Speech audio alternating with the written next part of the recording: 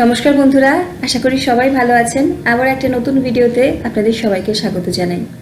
কিছুদিন আগেই রান্নাটা করেছিলাম। বাড়িতে দুটো ডিম ছিল আর আমরা মেম্বার 6 জন।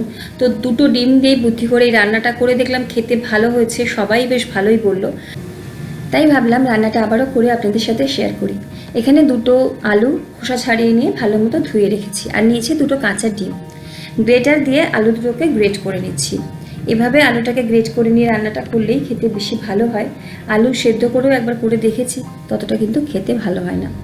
আলুটা গ্রেট করা হয়ে গেলে জল দিয়ে ভালো মতো ধুয়ে নেব। চাইলে জলের মধ্যে রেখে গ্রেটটা করবেন, কারণ আলুতে চট করে কালো একটা রং ধরে যায়। ভালো মতো ধুয়ে নিচ্ছি প্রায় 3 থেকে 4 বার মতো। যখন জলটা বেশ পরিষ্কার হয়ে যাবে তখন চিপে চিপে এই গ্রেট করে নেওয়া আলুটাকে অন্য একটা পাত্রের মধ্যে নিচ্ছি, মানে জলটাকে আমি চেপে চেপে বার করে নিচ্ছি, ঝরিয়ে নিচ্ছি। গ্রেট করে নেওয়া আলুটা নিয়ে নিয়েছি একটা পাত্রের মধ্যে। এর মধ্যে দিয়ে দেবো আমি একটা মিডিয়াম সাইজের পেঁয়াজ ছোটো ছোটো কুচি করে নিয়েছি, একটা ছোটো টমেটো কুচি করে নিয়েছি, আর দুটো কাঁচা লঙ্কা কুচি করে নিয়েছি। লঙ্কাটা নিজেরা যেমন ঝাল পছন্দ করেন তেমনই দেবেন। এর মধ্যে দিয়ে দিচ্ছি আমি 2খানা ডিম ফাটিয়ে।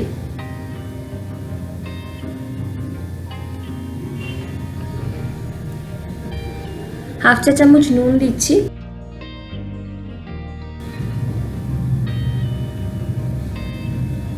তার সাথে এখানে দিয়ে দেবো 1 চা চামচ পরিমাণে কর্নফ্লাওয়ার বা অ্যারারুট অথবা 1 চা চামচ ময়দাও দিতে পারে, যেটা থাকবে বাড়িতে সেটাই দেওয়া যেতে পারে। ভালো মতো সমস্ত কিছুকে মিশিয়ে বা মেখে নেব। চেষ্টা করবেন জলটা যত সম্ভব ভালো মতো বের করে নেওয়া যায়, তাহলে কিন্তু রান্নাটা করতে সুবিধা হবে। এবারে গ্যাসের ফ্লেমে একটা কড়াই বসিয়ে নিয়ে নেব সর্ষের তেল। আমি সর্ষের তেলে রান্নাটা করছি, খেতে ভালো হয়, তবে সাদা তেলেও কিন্তু করতে পারেন। খুব বেশি তেল দিচ্ছি না, 1 চামচ মতো তেল দিচ্ছি।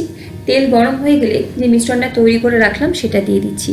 হালকা হাতে একটু ভালো মতো ছড়িয়ে দেব, কারণ আমি 6টা পিস করব, তো সেই অনুযায়ী কিন্তু হালকা হাতে ছড়িয়ে দিচ্ছি, যেন খুব মোটা না হয়, আবার একদম পাতলাও যেন না হয় টুকরোগুলো।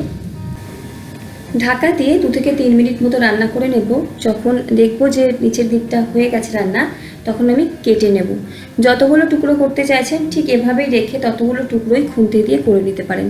যদি আমরা কড়াইটাকে এভাবে উল্টাতে যাই অনেক সময় ভেঙে যায়, তাই এইভাবেই আমরা যতগুলো টুকরো চাইছি ঠিক ততগুলো টুকরো করে নিয়ে তাহলে ছোটো ছোটো টুকরোগুলোকে উল্টিয়ে উল্টিয়ে অমলেটের মতো করে কিন্তু ভেজে নিতে পারবো। তাহলে আমাদের একসাথে কিন্তু 6টা অমলেট তৈরি হয়ে যাবে। আলু আর ডিমের 6খানা অমলেট আমরা এখানে একসাথে পাবো। এবারে একটা একটা করে এভাবে উল্টে নিয়ে অপর পিঠটাও কিন্তু আমাদের রান্না করে নিতে হবে। চাইলে আবারও ঢাকা দিয়ে দিতে পারেন 2 মিনিটের মতো, তাহলে কিন্তু ভালো মতো সব দিক থেকে আমাদের এই ডিম আলুর অমলেটটা তৈরি হয়ে যাবে। আমি অল্প তেলেই করছি, চাইলে কিন্তু আরও একটু তেলের ব্যবহার করতে পারেন। বাড়ির সাধারণ রান্নাতে আমি তেলের ব্যবহারটা একটু কমই করি, আপনারা চাইলেও আরও 1 চামচ মতো তেল দিতে পারেন। এবারে এই অমলেটগুলোকে তুলে নিয়ে সাইডে রেখে দিচ্ছি। ওই কড়াইতেই নিয়ে নেবো আরও 1 টেবিল চামচ পরিমাণে সর্ষের তেল। রান্নাটায় আমি তেলটা একটু কম ব্যবহার করছি, আপনারা চাইলে 2 থেকে 2.5 টেবিল চামচ পরিমাণে তেলের এখানে ব্যবহার করতে পারেন, যেহেতু রান্নার পরিমাণটা একটু বেশিই হবে। তেলটা গরম হয়ে গেলে লম্বা লম্বা করে টুকরো করে নেওয়া আলু এখানে দিয়ে দিচ্ছি। একটা বড় সাইজের আলুর এখানে ব্যবহার করছি। আলুটা কেটে নিয়ে একটু জলে ভিজিয়ে রেখেছিলাম যাতে কালো না হয়ে যায়। অল্প একটু নুন দিয়ে আলুটাকে ভেজে নেব মিনিট 2 মতো। আলু ভাজা হয়ে গেলে হালকা একটা কালার চলে এলে তুলে সাইডে রেখে দিচ্ছি। এই তেলেই বাকি রান্নাটা করব। তেলের মধ্যে দিয়ে দেবো ফোড়নে একটা ছোটো দারচিনি, 2 থেকে 3টে লবঙ্গ, 2টো ছোটো এলাচ ফাটিয়ে, 3 থেকে 4টে গোলমরিচ। ফোড়ন থেকে যখন বেশ সুন্দর একটা গন্ধ আসবে তখন এখানে একটা বড় সাইজের পেঁয়াজ কুচি করে রেখেছিলাম সেটা এখানে দিয়ে দিচ্ছি। পেঁয়াজটাকে কিন্তু আমাদের মিডিয়াম ফ্লেমে মিনিট 2 মতো ভেজে নিতে হবে, যতক্ষণ না পেঁয়াজটার কালারটা চেঞ্জ হয়ে যাচ্ছে, ট্রান্সপারেন্ট হয়ে যাচ্ছে। চাইলে এখানে 1 চিমটি চিনি দিতে পারেন, তাহলে পেঁয়াজটা তাড়াতাড়ি কালারটাও সুন্দর হয় আর তাড়াতাড়ি ভাজাও হয়ে যায়। পেঁয়াজ ভাজা হয়ে গেলে এখানে দিয়ে দেবো আমি আদা রসুনের পেস্ট 1 চা চামচ পরিমাণে। আদার পরিমাণটা একটু বেশি দিয়েছি আর রসুনটা কম, 2 থেকে 3 কোয়া রসুন দিয়েছি, আর আদা কিন্তু হাফ ইঞ্চির একটা টুকরো দিয়েছি। আদা রসুনের কাঁচা গন্ধ চলে যাওয়া অবধি কষিয়ে নেব। তারপরে এখানে দিয়ে দেবো টমেটো আর কাঁচা লঙ্কা। একটা বড় সাইজের টমেটো ছোটো ছোটো করে কুচি করে রেখেছিলাম, আর 6 থেকে 7টা চিরা কাঁচা লঙ্কা। আপনারা চাইলে এখানে কাঁচা লঙ্কার পেস্টেরও ব্যবহার করতে পারেন আদা রসুনের সাথে। একদম লো ফ্লেমে মিনিট এখানের মধ্যে একটু নাড়াচাড়া করে দিয়ে দেবো গুঁড়ো মশলা। দিয়ে দিচ্ছি এখানে হাফ চা চামচ পরিমাণে হলুদের গুঁড়ো, লাল লঙ্কার গুঁড়ো, আর দিয়ে দেবো জিরে গুঁড়ো 1 চা চামচ পরিমাণে। আমি এখানে বাড়িতে তৈরি করা ভাজা জিরের গুঁড়ো ব্যবহার করছি। আর দিয়ে দেবো অল্প পরিমাণে নুন। টমেটোটার সাথে সাথে নুনটা দিয়ে দিলে কী হয়, টমেটোটা তাড়াতাড়ি গলে যায়। তো নুনের সাথে আমি তাই জন্য একবারে গুঁড়ো মশলাটাও দিচ্ছি। একদম লো ফ্লেমে অল্প অল্প জল দিয়ে রান্নাটাকে ভালো মতো কষিয়ে নেবো যতক্ষণ না গুঁড়ো মশলার গন্ধ যাচ্ছে। যেহেতু তেলের ব্যবহারটা কম করেছি তাই জলটা অল্প অল্প করে দিয়ে একটু সময় নিয়ে কষিয়ে নিয়েছি। রান্নাটার থেকে যখন কাঁচা গন্ধটা চলে যাবে মশলার, ভেজে রাখা আলুগুলো দিয়ে দিচ্ছি। আলুর সাথে মিনিট 2 মতো কিন্তু আরও কষিয়ে নেবো আমি মশলাটাকে। তারপরে দিয়ে দেবো গোলমরিচের গুঁড়ো 1/2 চা চামচ এবং অল্প একটু জল দিয়ে আরও 2 থেকে 3 মিনিট কিন্তু মশলার সাথে আলুটাকে ভালো মতো কষিয়ে নেব। তারপরে ঢাকা দিয়ে দেবো একদম লো ফ্লেমে, প্রয়োজন হলে একটু গরম জলের ব্যবহার করতে পারেন ততক্ষণ না আলুটা সেদ্ধ হচ্ছে। একদম লো ফ্লেমে বসিয়ে রেখেছিলাম আমি।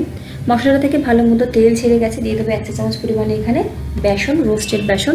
বেসনটাকে তাওয়ায় একটু নাড়াচাড়া করে নিয়েছিলাম। বেসন দিলে কি হয়, রান্নার যে ঘনত্বটা সেটা ঠিকঠাক থাকে, খুব বেশি পাতলা হয় না, যেহেতু আমি এখানে কোনো বাটা মশলা পেঁয়াজটা বা টমেটোটা বেটে দিইনি। বেসনটাকে মিনিটখানেক একটু নাড়াচাড়া করে অল্প একটু জল দিয়ে এখানে ভালো মতো আরও আমি মিনিটখানেক রান্না করে নিয়েছি। তারপরে এখানে দিয়ে দেবো আমি প্রয়োজন মতো গরম জল। যে পরিমাণে আপনারা গ্রেভি রাখবেন সেই পরিমাণে গরম জলের ব্যবহার করবেন। ভালো মতো সমস্ত কিছুকে মিশিয়ে মিনিট 2 মতো ফুটিয়ে নিয়েছি। আলুও ভালো মতো সেদ্ধ হয়ে গেছে। এবারে ভেজে রাখা ডিম আলুর অমলেটগুলো এখানে দিয়ে দেবো। অমলেট দেওয়া হয়ে গেলে মিনিট 2 থেকে 3 ফুটিয়ে নেবো। গ্যাসের ফ্লেমটা লোতে রেখেই চাইলে মিনিটখানেক একটু ঢাকনাও দিয়ে দিতে পারেন যাতে অমলেটের মধ্যে মশলাগুলো ঢুকে যায়। আর অবশ্যই নুন ঝালটা টেস্ট করে অ্যাডজাস্ট করে দেবেন। আমি এখানে স্বাদ মতো নুন যেটা দিয়ে দিলাম, কম মনে হয়েছিল। একদম 2 চিমটি চিনি দিচ্ছি। চিনিটা অপশনাল, আমরা একটু রান্নায় চিনি ব্যবহার করি, রান্নার টেস্টটা ঠিকঠাক হয় আমার মনে হয়, তাই যাদের অপছন্দ দেবেন না। 1/2 চা চামচ পরিমাণে কাসুরি মেথি আমি একটুখানি রোস্ট করে নিয়েছিলাম, পাশের তাওয়াতে নাড়াচাড়া করে গরম করে নিয়েছিলাম। যখন এটা মুচমুচে হয়ে গেছে গুঁড়ো করে দিয়ে দিচ্ছি। চাইলে একটু গরম মশলার গুঁড়ো দিতে পারেন, আমি যেহেতু গোটা গরম মশলা দিয়েছি আর লাস্টে দিলাম না। রান্না আমাদের কমপ্লিট। একবার লাস্ট নুন ঝালটা টেস্ট করে নেবেন। ভালো মতো সব মিশিয়ে 1 মিনিট ফুটিয়ে গ্যাসের ফ্লেম বন্ধ করে ঢাকা দিয়ে 10 মিনিট স্ট্যান্ডিং টাইম দিয়ে তারপরে সার্ভ করুন গরম গরম ভাত বা রুটির সাথে। ভিডিও ভালো লাগলে লাইক আর সাবস্ক্রাইব করে পাশে থাকবেন, কমেন্ট করে জানাবেন। সকলে ভালো থাকুন, সুস্থ থাকুন, ধন্যবাদ।